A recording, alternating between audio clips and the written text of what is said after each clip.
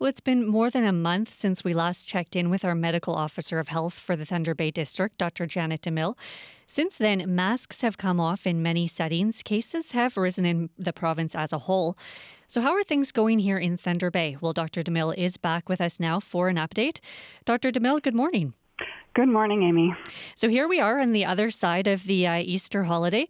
What can you tell us about the COVID situation in our district right now? I think overall we are doing okay. We really are starting to see, though, the increase in cases and outbreaks related to this, essentially the second wave of Omicron that the province and the country has been experiencing for the last little while. And we're starting to see, our numbers go up, our wastewater go up as well.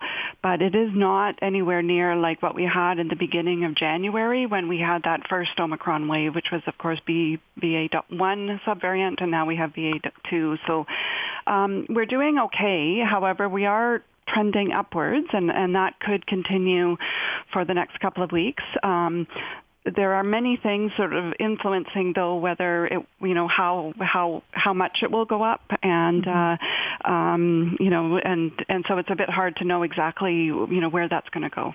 What kind of things are you thinking of when you say it might influence how much that peak is for us? You know what? When I've looked across the province, and I do follow what the Ontario Science Table, and I'm connected with my colleagues across the province, and it is very interesting how some jurisdictions really had a very substantial peak in their case numbers and their wastewater, and others didn't have such a big increase. And so there's a lot of factors that are at play. That includes, people's activities overall, level of mask use, because we know masking is important.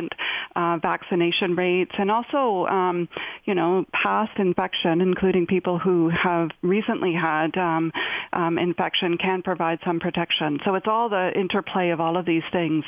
I think overall, we're certainly not tracking right now in the worst case scenario, like the kind of but still, even this is a very highly infectious virus.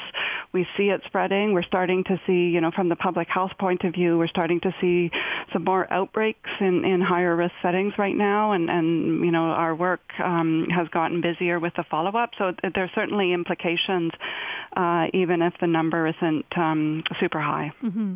I want to talk about schools for a minute because, of course, it's been a while since the mask mandate was lifted in schools.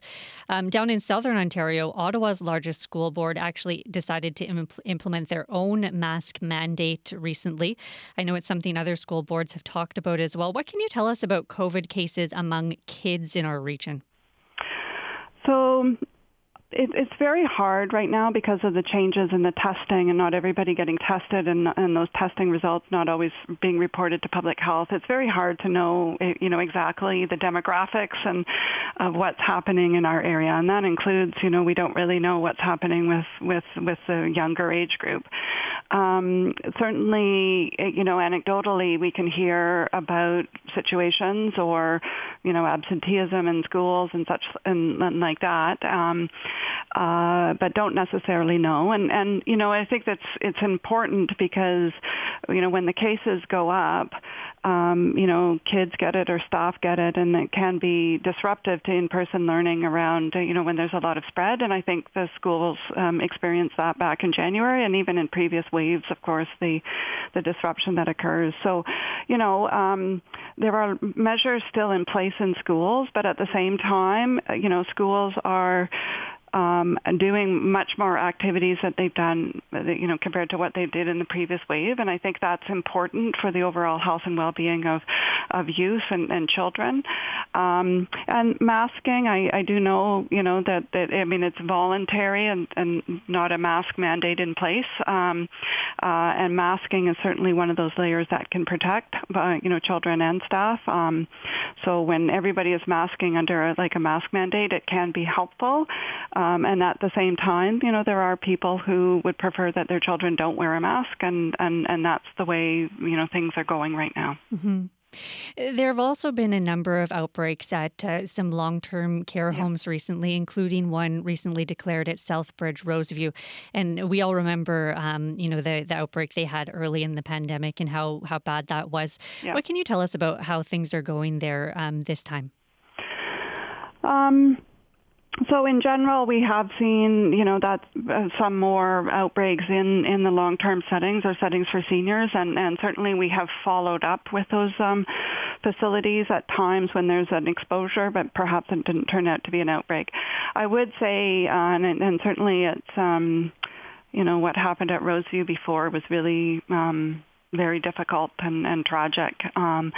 We are in a very different place right now in terms of this pandemic and where we're at. And I think one of those facilities have measures in place, and they continue to have measures in place. They also have a very good immunization rates overall, including with the fourth doses. So that group has been eligible for fourth doses for a while now, and there has been good uptake in our area. So that will really protect the residents and the staff in any long-term care home when the virus is there. And I think what we're seeing is, in general, with the long-term care homes, some overall milder illness in the sense that people may not require additional support, including hospitalization, and so that is really, helpful, when managing those outbreaks. hmm I wanted to touch as well on antivirals because earlier this month the province expanded eligibility for antiviral treatments. Paxlovid would be the one available in Canada for people who are especially vulnerable. Are you getting many questions about that right now? Yeah, so there was certainly some challenges, I think, with the initial rollout of the antiviral treatments and being able to make sure people were aware and had the information that they can make informed decisions around the medication, and of course knowing how to access it. And it is tricky. The Paxlovid has to be given within 5 days of somebody's having an onset of symptoms, so there's a very tight timeline. It works very well. It is a bit complicated as well. There are some potential drug interactions if people are on other medications, and some people who are at greatest risk for having COVID complications and hospitalizations are often on other medications, so there could be an interaction. Fortunately, Ontario Health came out provincially, and Ontario Health North in our area came out with a lot of information recently, and the ministry has enhanced their website, so there's a lot of information on the ministry website. We're actually updating our website, the Health Unit website, to make sure people, we're referring to these websites so people can check. But certainly, people who are older, over the age of 70, people who are younger, who may not have a full 3 doses of the vaccine and who may have underlying health issues could be eligible for Paxlovid. And there's a lot of information on the websites, including a bit of a screener where you can run through it and determine if you might be qualified for getting treatment. And it also refers people to the various places.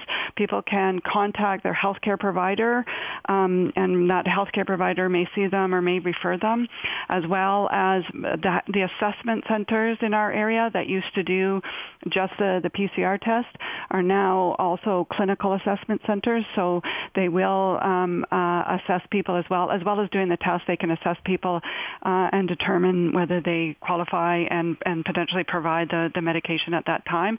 And I do know that there are going to be some pharmacies involved as well, and the information will be on that ministry website.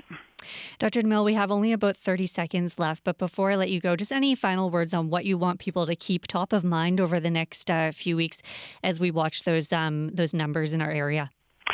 So really, COVID is still with us. It still has significant implications, especially for people who are at high risk. And so those layers of protection, so if you're sick or you have symptoms, don't go out, don't interact with other people, just stay at home, use a rapid antigen test. If you're eligible for PCR testing and the eligibility has expanded, you can go get the PCR test. That's actually a better test than a rapid antigen.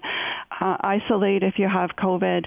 I do encourage people to wear a mask, especially when they're around other people in indoor public spaces. And of course, stay up to date on your immunization. And there are many people right now that are eligible for a fourth dose, a second booster dose. Our Coliseum clinic here in Thunder Bay is walk-in. We're also doing clinics in the district as well as many pharmacies and primary care providers. As always, really appreciate your time, Dr. DeMille. Thank you. Thank you very much, Amy.